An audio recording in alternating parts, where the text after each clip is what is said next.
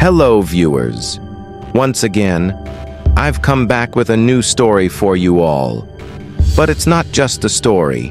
It's a true incident that happened because of dark black magic. I'm going to share this real event with you. If you're curious about real stories of jinns or paranormal experiences, then make sure to subscribe to this channel and stay tuned. I'll bring you true, real-life stories every day.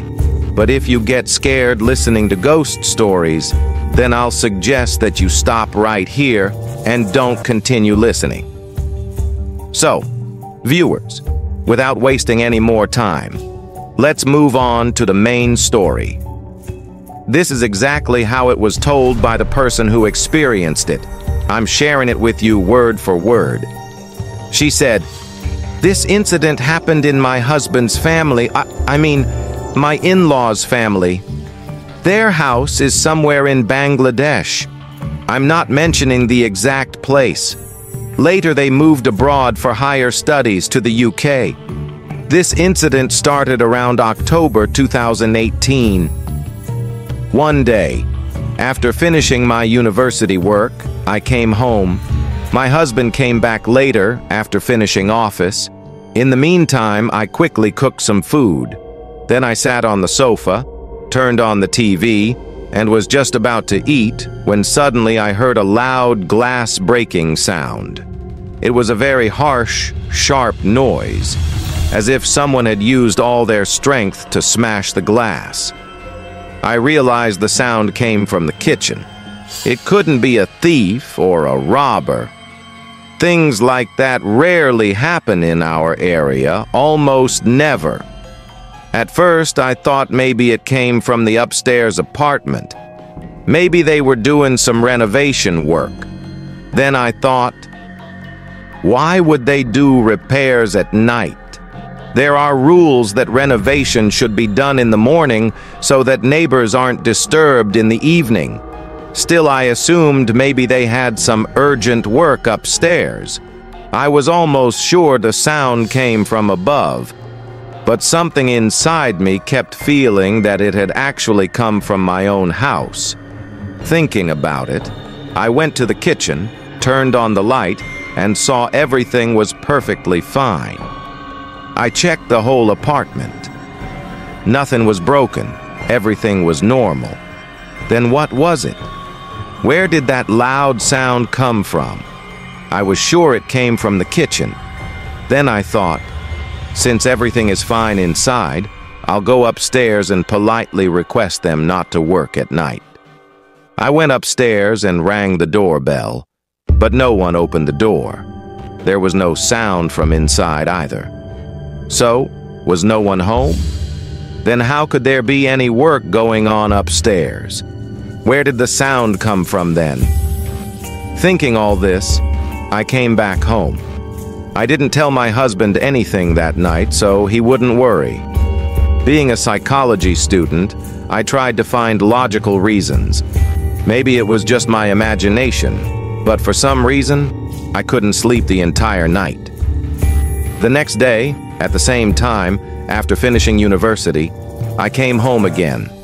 As usual, I cooked dinner, turned on the TV, and started eating. Suddenly, again, the exact same sound. At the exact same time. This time I felt afraid. Maybe yesterday a thief tried to break in and failed, and today he's trying again. Though deep inside I felt it wasn't a thief. Still, who knows what could happen? I never thought it could be something supernatural. I got scared. Just as I picked up my phone to call the police, I saw a white light passing through the corridor. Before I could even react, another loud sound came. I was startled. It felt like someone had hit our main door very hard, but the door was still closed. I couldn't understand what was happening to me. For context, there's a long hallway between the TV room and the kitchen, connecting both directly. I lost my appetite. Without eating, I went to the kitchen just to keep the plate there.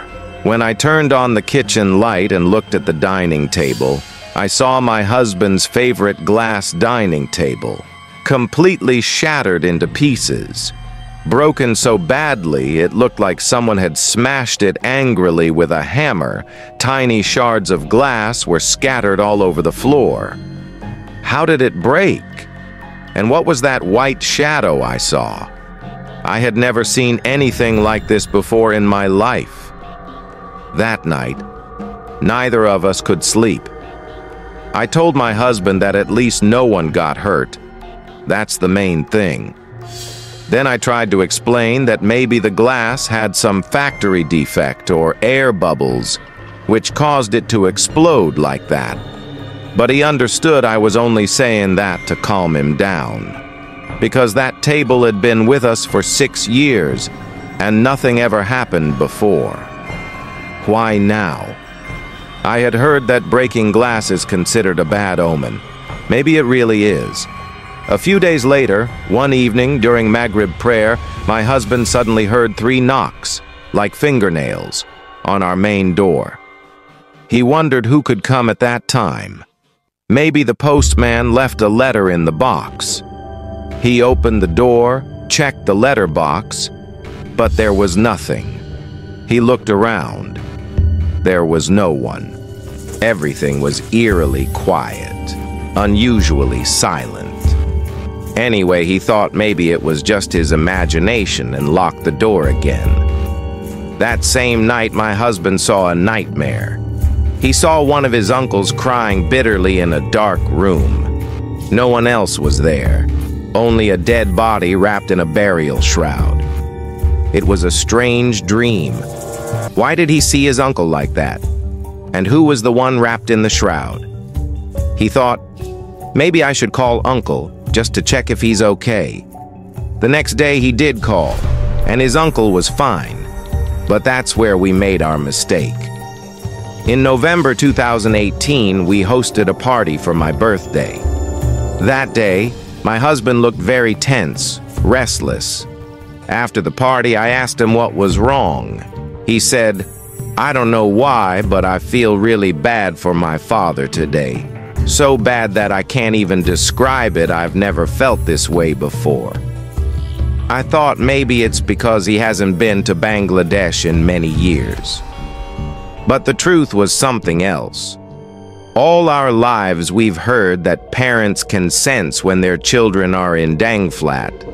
But in my life, if I hadn't seen it with my own eyes, I would never have believed that children can also sense danger coming to their parents. The next day, my husband received a call from Bangladesh. He was told that his father had gone to the village and suddenly became very sick there. Whenever he went to the village, he usually went alone. He had some important unfinished work there. He planned to finish it and then return to Dhaka soon. Before that, he went to a shop in the village market to have a cup of tea. He always drank tea from that same shop whenever he visited the village because he liked the taste. Later, we came to know that exactly 2 weeks earlier, some of our ill-wishers, the ones who couldn't stand to see us happy and only wanted harm for our family, had dipped a black magic amulet 3 times into his cup of tea and made him drink it. They must have known he would come to that shop and drink tea there, and from that very day, he began to feel sick. His illness started right after that. When the process of creating that amulet to harm him began, from that time onward, my husband started getting various signs. The breaking of his favorite glass table, the dreams of his uncle crying, the dead body wrapped in a shroud, the sound of 3 fingernail knocks on the door. All of these were not good signs. Maybe through these signs, we were being warned that danger was coming. That day, after drinking the tea, my father-in-law became sick and couldn't return to Dhaka that same day. He thought, since he was feeling weak, he'd stay 1 more day in the village, because such a long journey might make him even weaker. That same night, some strange things happened with him. In the darkness of the night, he saw many unusual things inside the house. He even heard a voice calling out to him. That voice was saying, "Everything is over. Everything is over." He also saw a dark shadow inside the house. My father-in-law was a very brave man. That's why he could go to the village alone and stay there without fear. He once thought that maybe it was something supernatural. He had seen such things before in his life, so he was not easily scared. He trusted only in Allah and believed that Allah alone is sufficient. Without thinking too much, he recited prayers and Ayatul Kursi 3 times before going to sleep. The next morning, he began to feel a little better and decided to head back to Dhaka. But after he reached Dhaka, a huge tragedy entered our lives, especially my husband's life. Day by day, my father-in-law's health got worse and worse. Seeing his condition, we had to rush urgently to Bangladesh. And after that, the events of black magic started happening one after another. A few days after my father-in-law went to Dhaka, one day my sister-in-law was on the road when suddenly a girl came to her and said, "Something very bad is going to happen to your family. Be careful." And then that girl vanished. My sister-in-law couldn't find her anywhere. She thought maybe the girl was mentally unstable. I don't know if you will believe this or not, but the night before my father-in-law passed away was the night of the new moon, Amavasya. That night, we clearly saw a person, naked-faced and terrifying, suddenly enter the house. No one could stop him. Everyone tried to catch him, but no one could. That man's strength was unreal, as if the power of 1,000 people was inside him. Without saying anything, he went straight into one of the empty rooms and locked the door from inside. After a few moments, he came out again. We all asked him, "How dare you enter this house like that? Who are you? Why are you here? Whom do you want?" Before leaving, he said only one thing. "Sorry, wrong flat." Strange. Before we could even process what had happened, everyone became busy with my father-in-law because his condition was getting worse and worse. He was having repeated heart attacks, but each time, somehow, he came back to life. After one of the attacks, his heartbeat stopped for 10 minutes. Yet he returned. It's important to mention that his health was checked regularly. A few days before, all his reports were normal. But suddenly, within just one day, both kidneys failed, and his liver and lungs stopped working too. The head imam of our area said that all of this was happening because of black magic. That such black magic can cause these exact things. He said the evil spirits were sent using black magic. And after the new moon night, the final stage took place. Before he was taken to the ICU, a nurse said someone had struck his head very hard, and he held his head for a long time, and then everything went black. By the next morning, my father-in-law was no longer with us. In my husband's nightmare, the body wrapped in a white shroud was his father, and the uncle who appeared crying in that dream, he was real, his father's brother.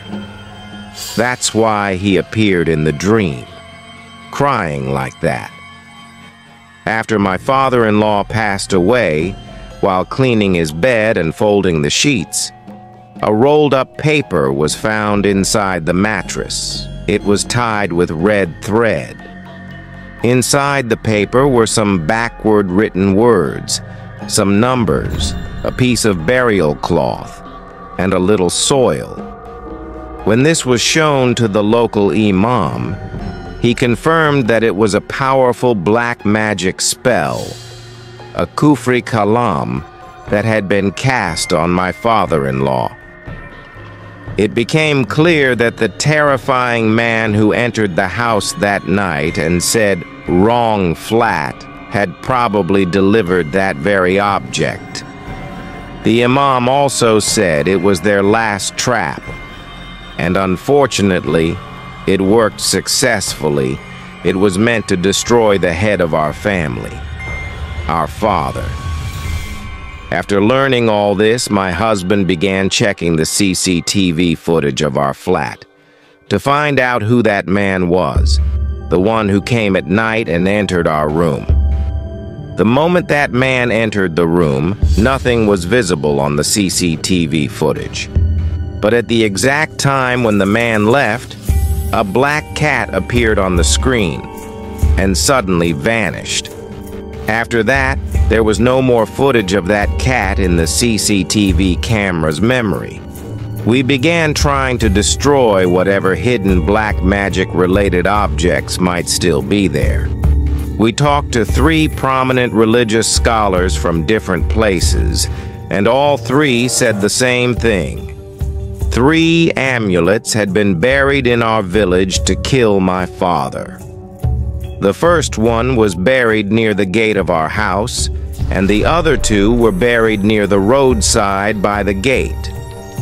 Only one amulet was found, the one by the roadside, but the third one was never found. Maybe the people who brought this disaster upon us realized that we were searching and removed it.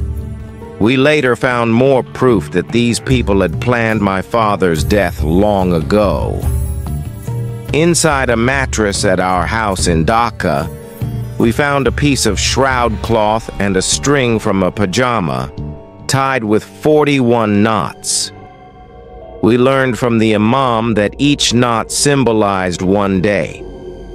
That means the spell was meant to last for 40 days, until father became fully weak and ready for their final black magic ritual. That ritual was carried out through the same terrifying-looking man.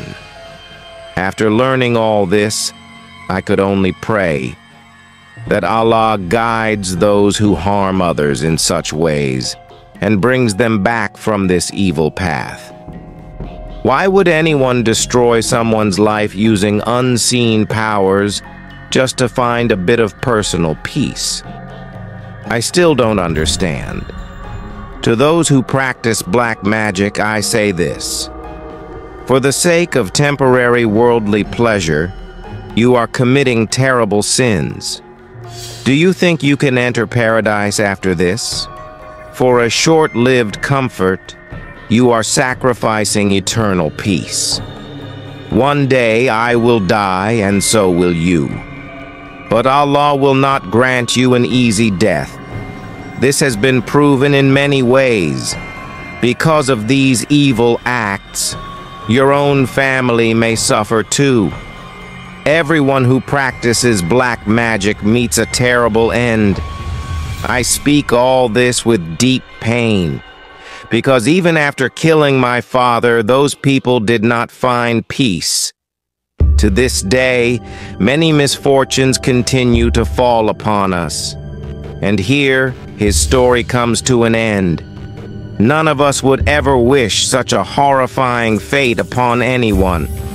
Those who take another person's life will face their judgment in the hereafter, and that judgment is truly terrifying. We must all stay away from such cruel and evil deeds. My knowledge is limited. I am only sharing what I understand. There are many wiser people in this world. Even if you do not listen to me, please take advice from them. Never step onto such a path. Do not destroy your life and your family's life through these acts. If you harm others, someday you may fall into the same harm yourself. Please remember this. If you have experienced a similar incident, share it in the comments. I hope you all liked this story. That's all for today. Stay well, stay safe, and stay away from black magic. In the next video, I'll bring you another terrifying true story.